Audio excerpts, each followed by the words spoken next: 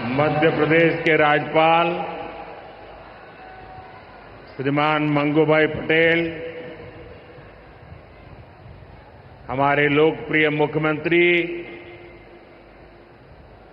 श्रीमान मोहन यादव जी, टेक्नोलॉजी के माध्यम से हमारे साथ जुड़े हुए केंद्रीय मंत्री, इंदौर से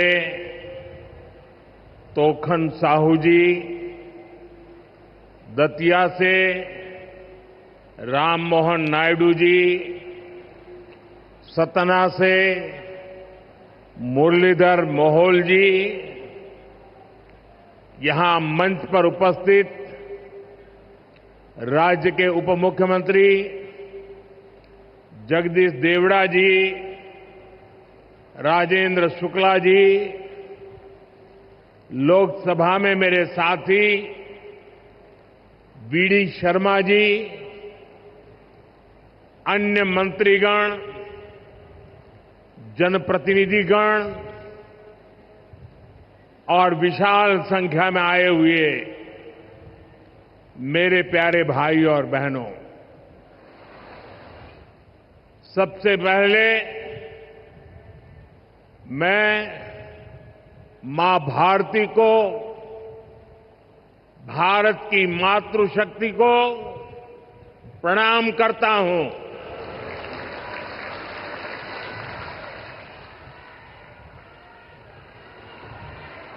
आज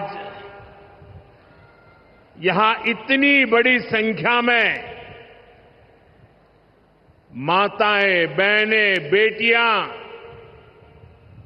हमें आशीर्वाद देने आई हैं। मैं आप सभी बहनों के दर्शन पाकर धन्य हो गया हूं।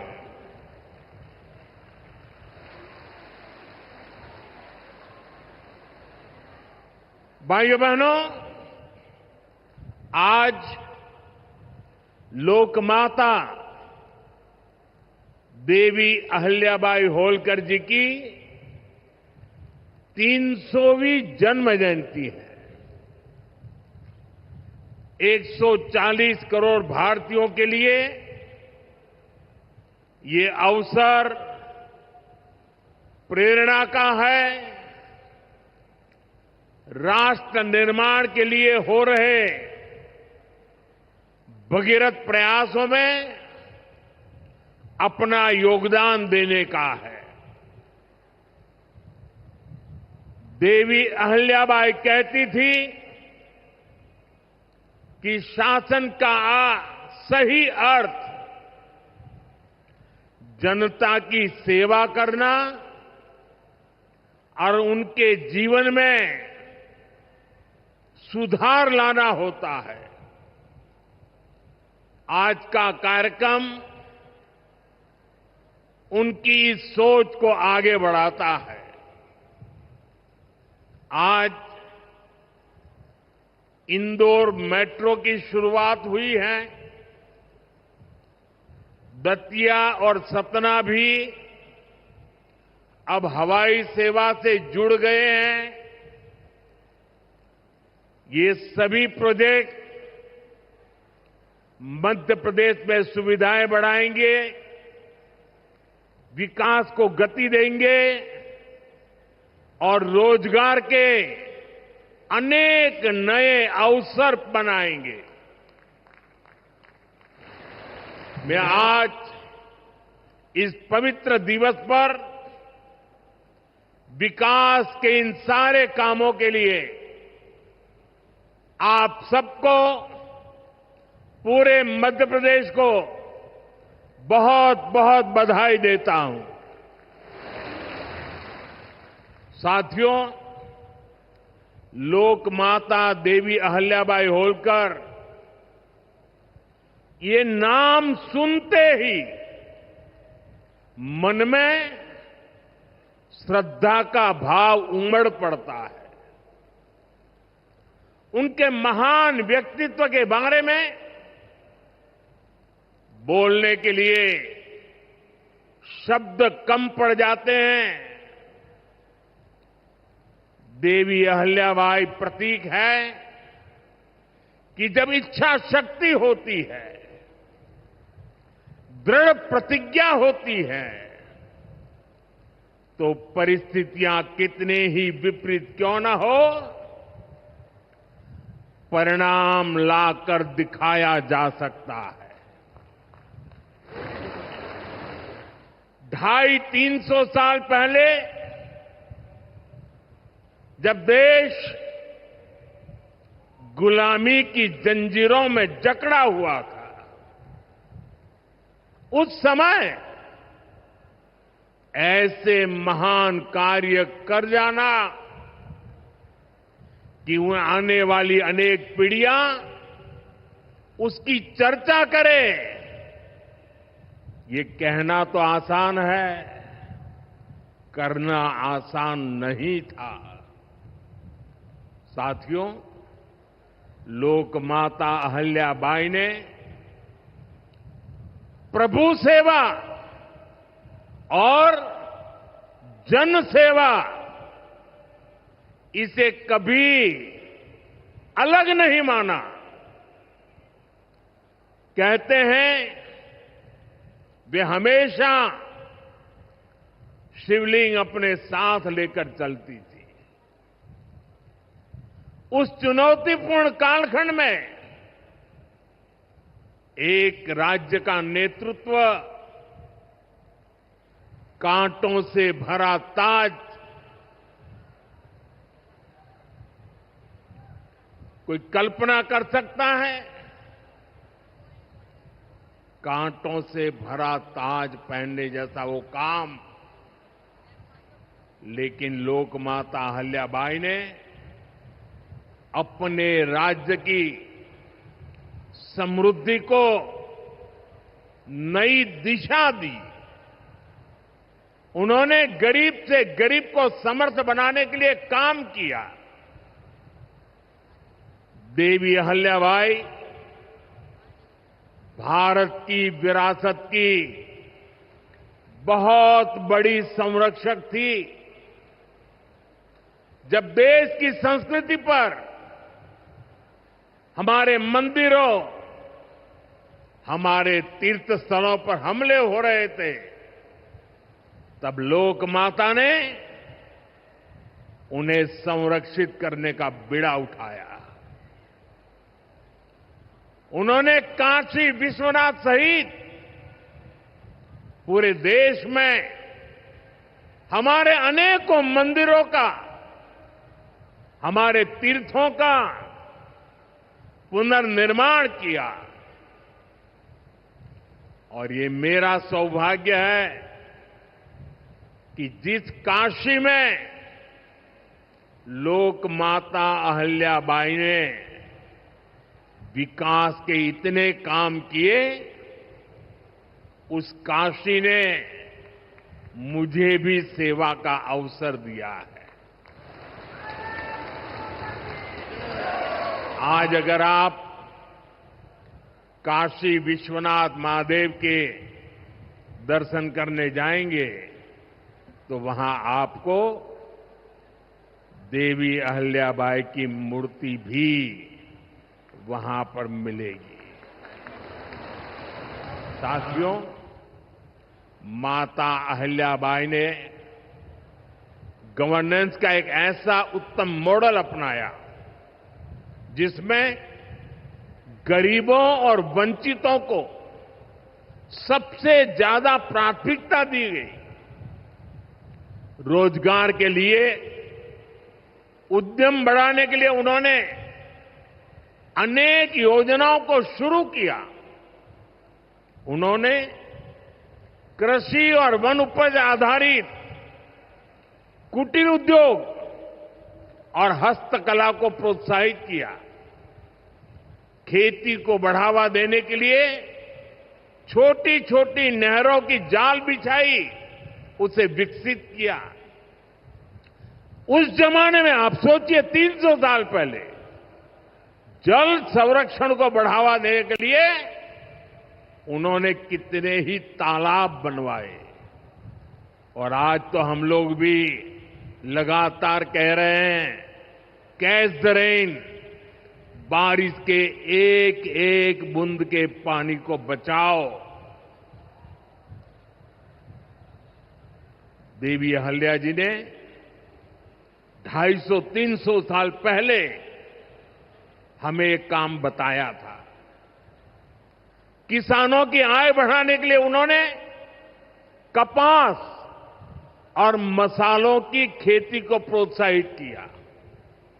आज 250-300 साल के बाद भी हमें बार बार किसानों को कहना पड़ता है कि क्रॉप डाइवर्सिफिकेशन बहुत जरूरी है। हम सिर्फ धान की खेती करके या गन्ने की खेती करके अटक नहीं सकते।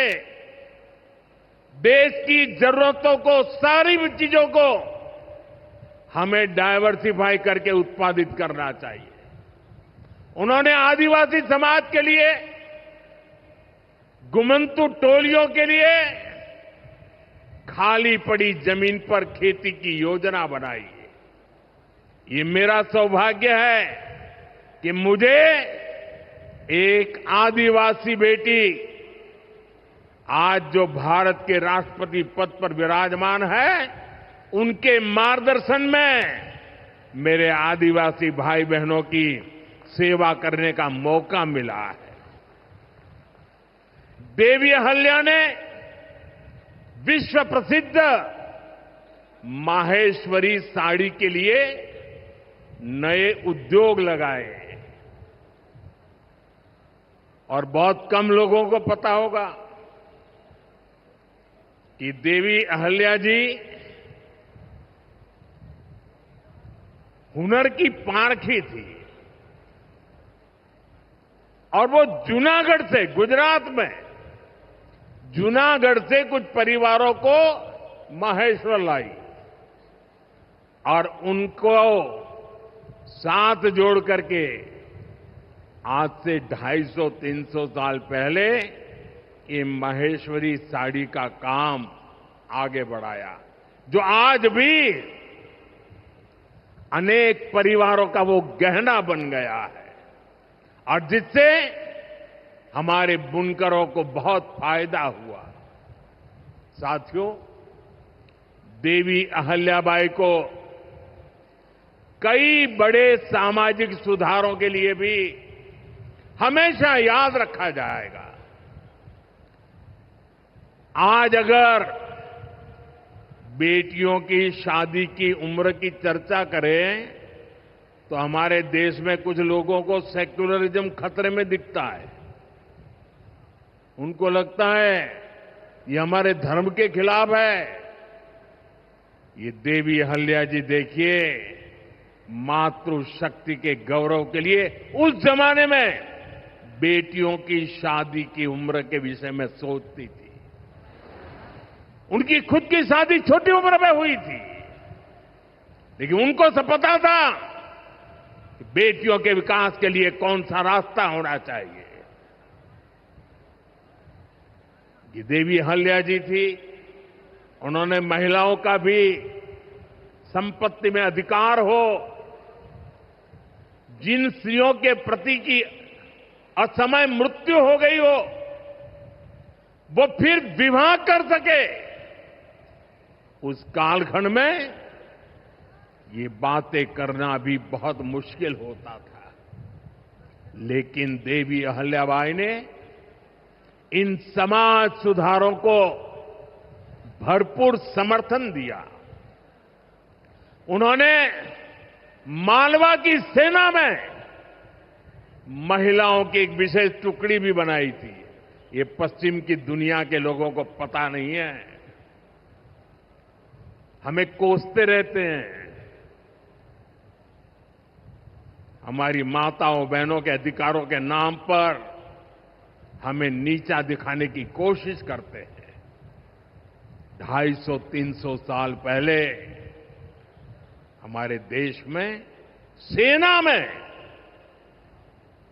महिलाओं का होना, साथियों, महिला सुरक्षा के लिए उन्होंने गांवों में नारी सुरक्षा टोलियां ये भी बनाने का काम किया था। यानी माता अहिल्याबाई राष्ट्र निर्माण में हमारी नारी शक्ति के अमूल्य योगदान का प्रतीक है। मैं समाज में इतना बड़ा परिवर्तन लाने वाली देवी अहिल्यादेवी जी को आज श्रद्धापूर्वक नमन करता हूं, उनके चरणों में प्रणाम करता हूं और मैं उनसे प्रार्थना करता हूं कि आप जहां भी हो, हम सभी पर अपना आशीर्वाद बरसाए। साथियों, देवी अहिल्या का एक प्रेरक कथन है जो हम कभी भूल नहीं सकते।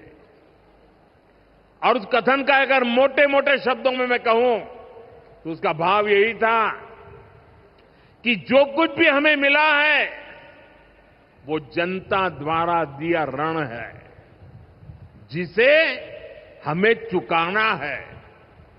आज हमारी सरकार लोकमाता अहिल्याबाई के इन्हीं मूल्यों पर चलते हुए काम कर रही है। नागरिक देवो भव, ये आज गवर्नेंस का मंत्र है।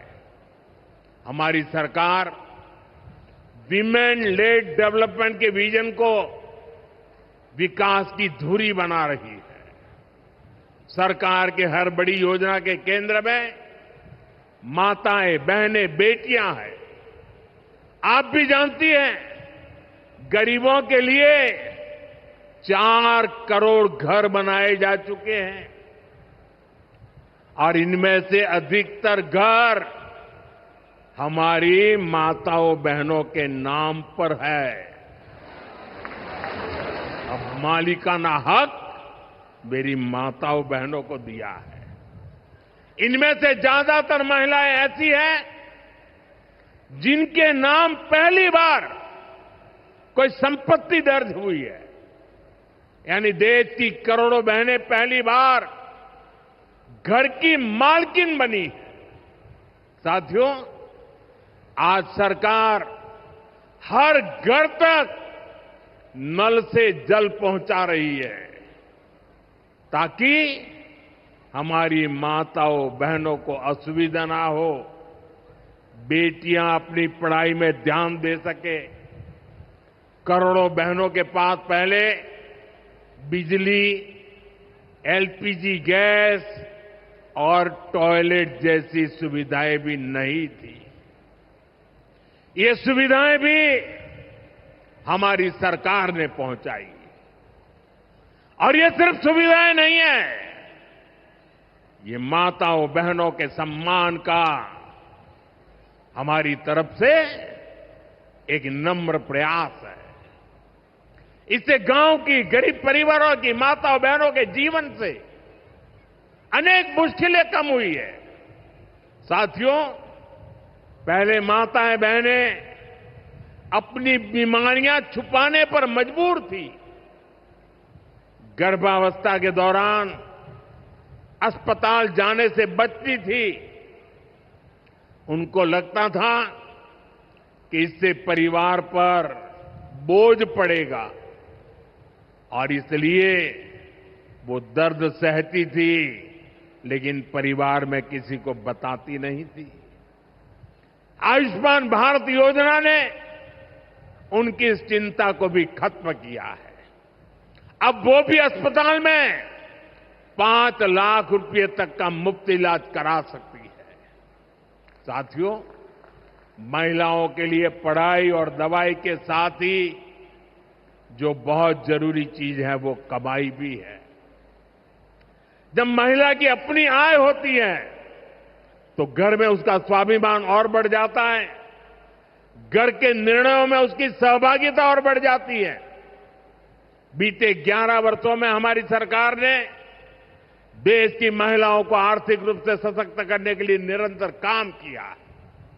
आप कल्पना कर सकते हैं, 2014 से पहले आपने मुझे सेवा करने का मौका दिया, उसके पहले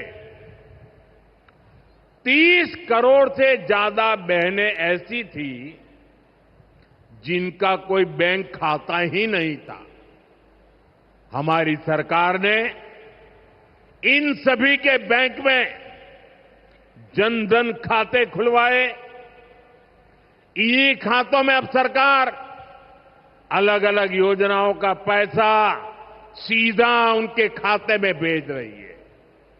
अब वे गांव हो या शहर अपना कुछ न कुछ काम कर रही है, आर्थिक उपार्जन कर रही है, स्वरोजगार कर रही है। उन्हें मुद्रा योजना से बिना गारंटी का लोन मिल रहा है। मुद्रा योजना की 75% से ज्यादा लाभार्थी ये हमारी माताएं, बहनें, बेटियां हैं। साथियों, आज देश में 10 करोड़ बहनें सेल्फ हेल्प ग्रुप से जुड़ी हैं, जो कोई न कोई आर्थिक गतिविधि करती है। ये बहनें अपनी कमाई के नए साधन बनाएं, इसके लिए सरकार लाखों रुपयों की मदद कर रही है। हमने ऐसी 3 करोड़ बहनों को लखपति दीदी बनाने का संकल्प लिया है। मुझे संतोष है कि अब तक 1.5 करोड़ से ज्यादा बहनें लखपति दीदी बन भी चुकी है। अब गांव-गांव में बैंक सखियां लोगों को बैंकिंग से जोड़ रही है। सरकार ने बीमा सखियां बनाने का अभियान भी शुरू किया है। हमारी बहनें, बेटियां अब देश को बीमा की सुरक्षा देने में बहुत बड़ी भूमिका निभा रही हैं। साथियों, एक समय था जब नई टेक्नोलॉजी आती थी तो उससे महिलाओं को दूर रखा जाता था। हमारा देश आज उस दौर को भी पीछे छोड़ रहा है। आज सरकार का प्रयास है कि आधुनिक टेक्नोलॉजी में भी हमारी बहनें, हमारी बेटियां आगे बढ़कर के नेतृत्व दें। अब जैसे आज खेती में ड्रोन क्रांति आ रही है, इसको हमारी गांव की बहनें ही नेतृत्व दे रही है। नमो ड्रोन दीदी अभियान से गांव की बहनों का हौसला बढ़ रहा है, उनकी कमाई बढ़ रही है और गांव में उनकी एक नई पहचान बन रही है। साथियों, आज बहुत बड़ी संख्या में हमारी बेटियां वैज्ञानिक बन रही है, डॉक्टर, इंजीनियर और पायलट बन रही है। हमारे यहां साइंस और मैथ्स पढ़ने वाली बेटियों की संख्या लगातार बढ़ रही है। आज जितने भी हमारे बड़े स्पेस मिशन हैं, उनमें बड़ी संख्या में वैज्ञानिक के नाते हमारी माताएं, बहनें, बेटियां काम कर रही है। चंद्रयान 3 मिशन पूरा देश गौरव कर रहा है। चंद्रयान 3 मिशन में तो 100 से अधिक महिला वैज्ञानिक और महिला इंजीनियर शामिल थी।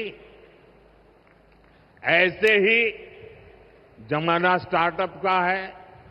स्टार्टअप के क्षेत्र में भी हमारी बेटियां अद्भुत काम कर रही है। देश में लगभग 45% स्टार्टअप की, उसमें कम से कम एक डायरेक्टर कोई न कोई हमारी बहन है, कोई न कोई हमारी बेटी है, महिला है और यह संख्या लगातार बढ़ रही है। साथियों, हमारा प्रयास है कि नीति निर्माण में बेटियों की भागीदारी लगातार बढ़े। बीते 1 दशक में इसके लिए एक के बाद एक अनेक कदम उठाए गए हैं। हमारी सरकार में पहली बार पूर्णकालिक महिला रक्षा मंत्री बनी। पहली बार देश की वित्त मंत्री एक महिला बनी। पंचायत से लेकर पार्लियामेंट तक महिलाओं की संख्या लगातार बढ़ रही है। इस बार 75 सांसद महिलाएं हैं, लेकिन हमारा प्रयास है कि ये भागीदारी और बढ़े। नारी शक्ति वंदन अधिनियम के पीछे भी यही भावना है। सालों तक इस कानून को रोका गया, लेकिन हमारी सरकार ने इसे पारित करके दिखाया। अब संसद और विधानसभाओं में महिला आरक्षण पक्का हो गया है। कहने का अर्थ ये है कि भाजपा सरकार बहनों बेटियों को हर स्तर पर, हर क्षेत्र में सशक्त कर रही है। साथियों, भारत संस्कृति और संस्कारों का देश है और सिंदूर ये हमारी परंपरा में नारी शक्ति का प्रतीक है। राम भक्ति में रंगे हनुमान जी भी सिंदूर को ही धारण किए हुए हैं। शक्ति पूजा में हम सिंदूर का अर्पण करते हैं और यही सिंदूर अब भारत के शौर्य का प्रतीक बना है।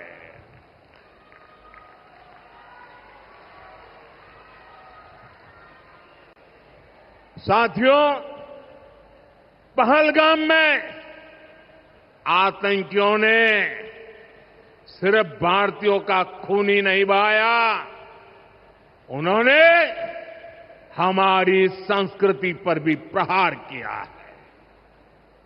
उन्होंने हमारे समाज को बांटने की कोशिश की है और सबसे बड़ी बात, आतंकवादियों ने भारत की नारी शक्ति को चुनौती दी है। ये चुनौती आतंकवादियों और उनके आकाओं के लिए काल बन गई है, काल।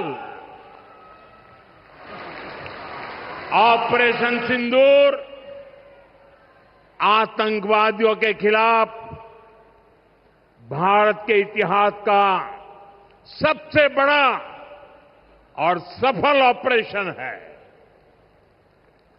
जहां पाकिस्तान की सेना ने सोचा तक नहीं था, वहां आतंकी ठिकानों को हमारी सेना ने मिट्टी में मिला दिया।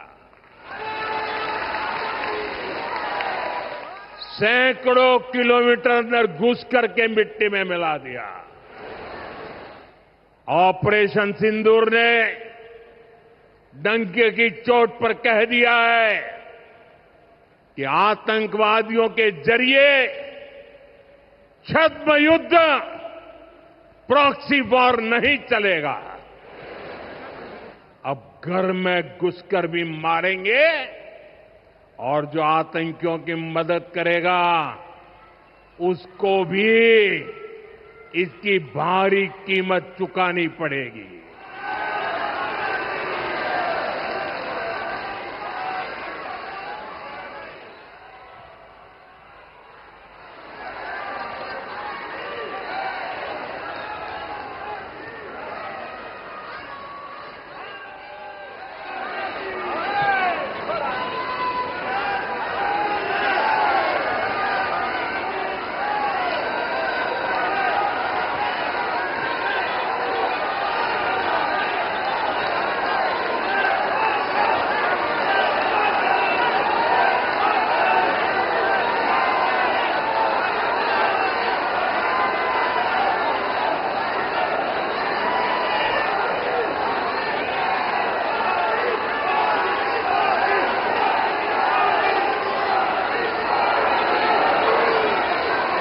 अब भारत का एक एक नागरिक कह रहा है, 140 करोड़ देशवासियों का बुलंद आवाज कह रहा है, अगर अगर तुम गोली चलाओगे तो मान के चलो गोली का जवाब गोले से दिया जाएगा।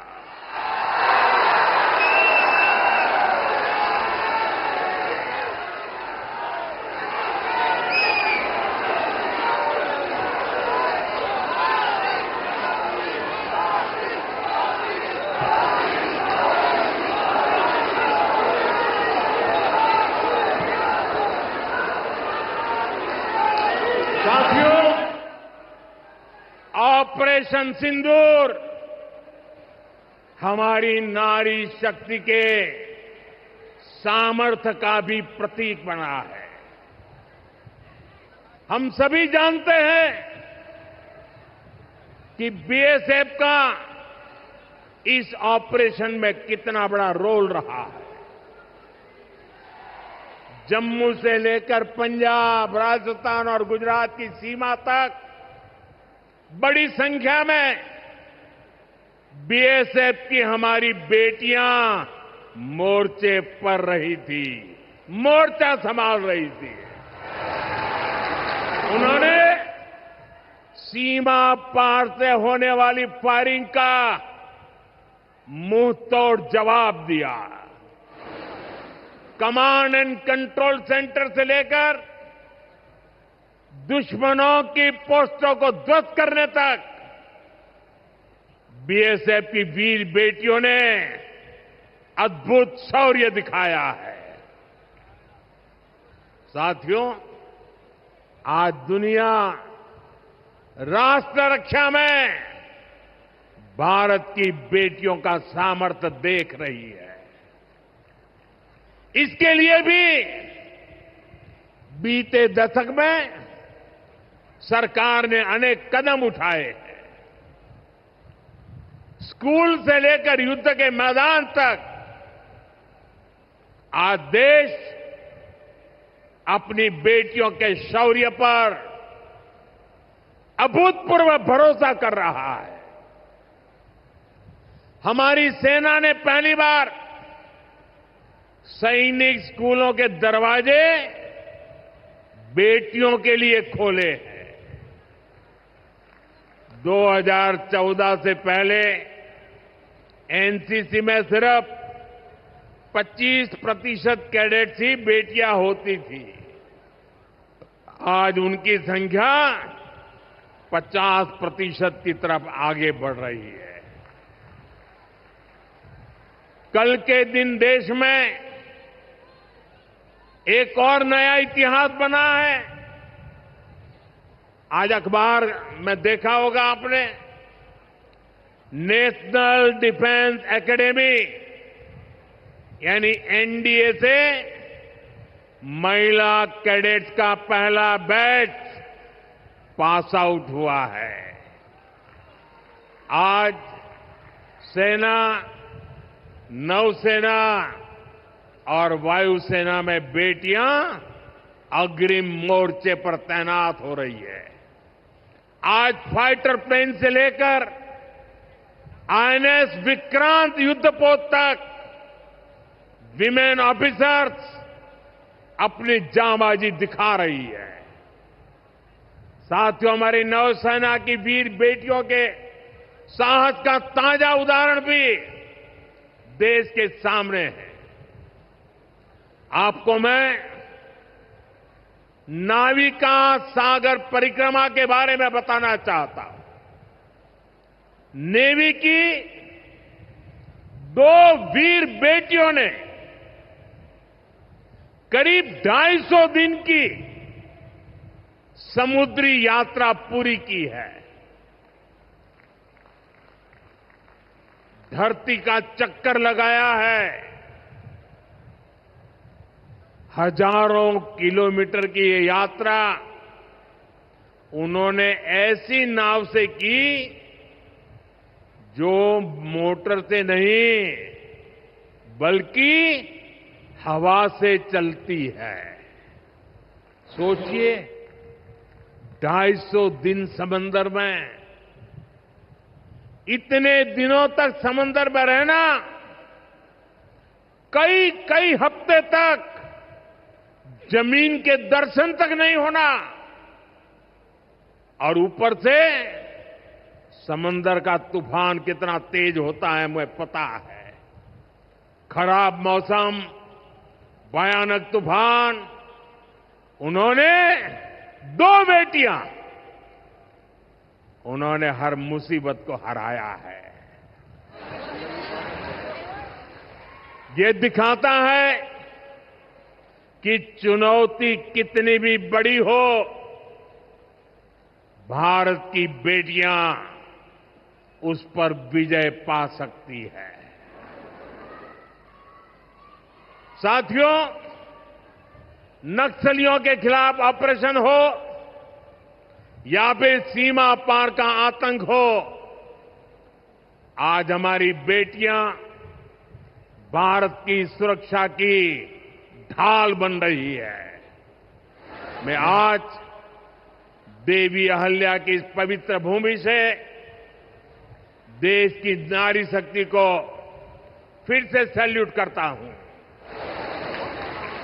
साथियों, देवी अहल्या ने अपने शासनकाल में विकास के कार्यों के साथ साथ विरासत को भी सहेजा। आज का भारत भी विकास और विरासत दोनों को साथ लेकर चल रहा है। आधुनिक इंफ्रास्ट्रक्चर के निर्माण को देश कैसे गति दे रहे हैं, आज का कार्यक्रम इसका उदाहरण है। आज मध्य प्रदेश को पहली मेट्रो सुविधा मिली है। इंदौर पहले ही स्वच्छता के लिए दुनिया में अपनी पहचान बना चुका है। अब इंदौर की पहचान उसकी मेट्रो से भी होने जा रही है। यहां भोपाल में भी मेट्रो का काम तेजी से चल रहा है। मध्य प्रदेश में रेलवे के क्षेत्र में व्यापक काम हो रहा है।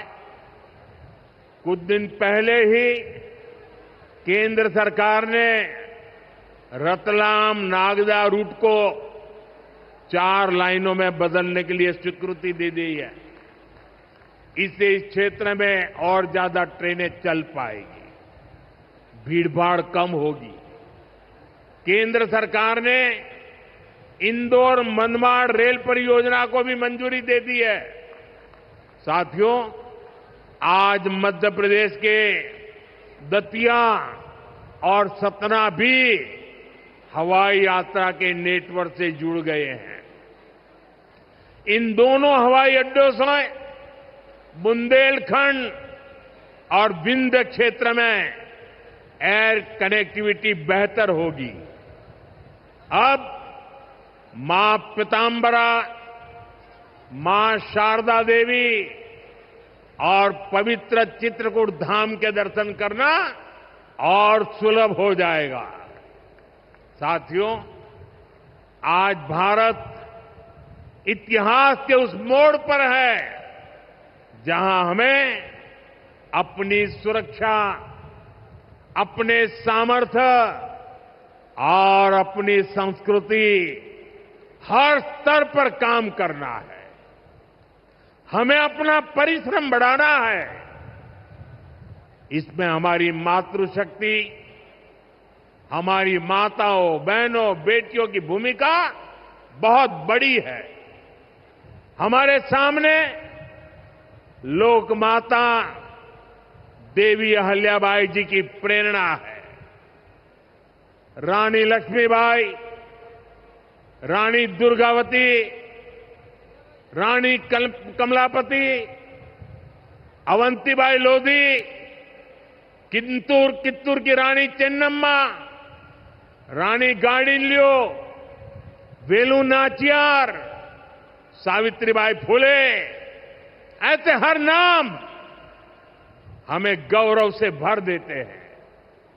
लोक माता अहल्याबाई की ये 300वीं जन्म जयंती हमें निरंतर प्रेरित करती रहे। आने वाली सदियों के लिए हम एक सशक्त भारत की नींव मजबूत करें। इसी कामना के साथ आप सभी को फिर से एक बार बहुत बहुत शुभकामनाएं देता हूं। अपना तिरंगा ऊपर उठा करके मेरे साथ बोलिए, भारत माता की, भारत माता की, भारत माता की, वंदे वंदे वंदे वंदे वंदे वंदे वंदे वंदे वंदे